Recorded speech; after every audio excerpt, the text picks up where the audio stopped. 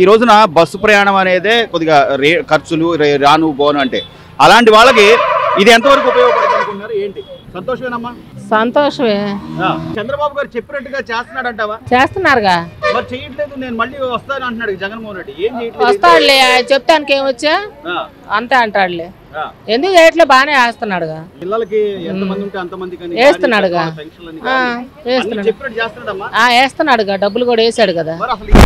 మోసం చేసి జనాలు వచ్చాడు అధికారంలో. ఎవరు వస్తే వాళ్ళు అలాగే చెప్తారు అంతే.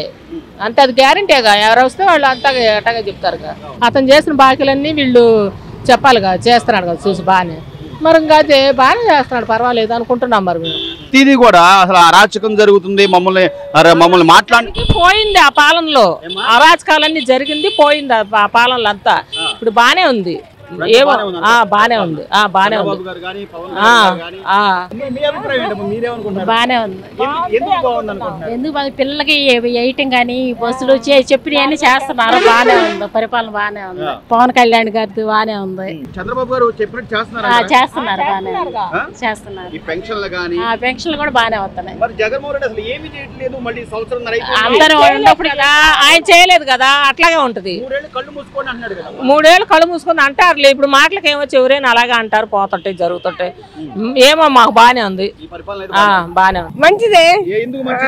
రైతు డబ్బులు వేసాడు, పొలం డబ్బులు కూడా వేసాడు జనానికి. మంచిదేగా. పిల్లలకి అందరికి వేసాడు, అమ్మవారికి డబ్బులు వేసాడు. పెన్షన్లుగా ఇస్తున్నాడు నెలకి. తగ్గిలా 4 ఏళ్ళు ఇస్తున్నాడు. లేదు ఆయన రాలేదు కాబట్టి అట్లా మాట్లాడతాడు. ఈయన వచ్చాడు కదా, ఇస్తున్నాడు. 4 ఏళ్ళు కాడ పింఛన్లు ఇస్తున్నాడు, నెలకి వచ్చి ఇస్తున్నారు. రాని వాళ్ళు ఇంటికి వచ్చి ఇచ్చిపోతున్నారు. రేషన్ కూడా అమ్మా, రేషన్ పెద్దవాళ్ళు ఉంటే వాళ్ళు ఇళ్ళకే తీసుకొచ్చేస్తున్నారు. మనం ఇంతకు ముందు ఎక్కడో బండి పెడితే అక్కడికి వెళ్ళడం బాగుందా, లేకపోతే ఇప్పుడు ఒక దగ్గర బాగుంది? రేషన్ తీసుకోవడం ఇప్పుడే బాగుంది. ఎందుకంటే పొలాలు వెళ్తున్నాము. ఇప్పుడు ఇక్కడ రేషన్ అనుకోండి, ఎవరెస్ట్ వచ్చేట వాళ్ళు తెచ్చుకుంటారు. ఇప్పుడు పొలం వెళ్ళే వాళ్ళు ఉన్నాం, మేము పొలం వెళ్తాము. ఇప్పుడు ఒక బజార్లో పెడితే అందరూ అక్కడికి పరిగెత్తి తెచ్చుకుంటున్నారు. ఇది నయం కదా. ఎప్పుడు కావాలంటే అప్పుడు నైట్ 9ంటికైనా 8ంటికైనా పోయి రేషన్ తెచ్చుకోవచ్చు. చాలా నయం ఇప్పుడు ఇది. అది ఇంటికి వచ్చి ఇచ్చింది ఎక్కడ, ఇంటికి వచ్చి ఇంటింటికి అన్నారు, ఓ బజార్లో పెడుతున్నారు. ఇదిగో ఈ రోడ్లో కూడా మా రోడ్లు అటు వెళ్తూ వచ్చి తెచ్చుకుంటారు. అటు వాళ్ళు ఇటు వస్తున్నారు. జగన్మోహన్ రెడ్డి ఏమంటాడంటే రాష్ట్రంలో ఉన్న మహిళలందరూ చాలా ఇబ్బందులు పడిపోతున్నారు, నేను ఏం ఇబ్బంది పడతల్లా, ఏం ఇబ్బంది, అంతా బాగుంది, అంతా బాగుంది. బస్సులు ఉచితం అనేది అంటావా? నా మనసాక్షి చెప్తున్నాను, బస్సులు అనేది కొంచెం రేట్లు అది తగ్గించి పెడితే బాగుండేది అనుకున్నాంలే. అట్లా అనుకుంటున్నాం. ఉచితం అంటే నేను అనుకుంటున్నాను అట్లని. అందరూ చేయరు. ఉచిత బస్సులు అనేది కూడా భారం పడుద్ది, రాష్ట్రం భారం పడుద్ది. అయినా కానీ చేయాలనే రూల్ లేదు. కొంచెం రేట్లు తగ్గించుకొని అట్లా పెట్టుకుంటే బాగానే ఉంటుంది. ఇప్పటికమ్మా మీరు అన్నట్టుగా గత జగన్మోహన్ రెడ్డి గారి ప్రభుత్వంలో పడ్డ అప్పులు గానీ లేకపోతే తెచ్చినవి గానీ ఇస్తున్నారు ఇప్పుడు. మరి వీళ్ళు అవును తీర్చుకోవాలి కదా, పట్టుద్ది.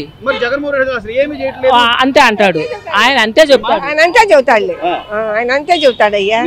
మేము వింటున్నాం వార్తలు, మరి పట్టించుకోవట్లేదు. ఆయన ఏగుతుంటారు, తల్లి చెల్లిలో ఏగుతుంటారు, పడుకుని మరి ఏగుతుంటారు.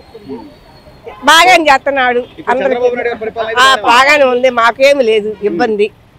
అనుకున్న ఎలా చేశాడు. ఎక్కడ పడితే అక్కడ రోడ్లు గుంటలు. ఇప్పుడు రోడ్లు బాగానే ఉన్నాయి. నచ్చి ఏం చేశాడు?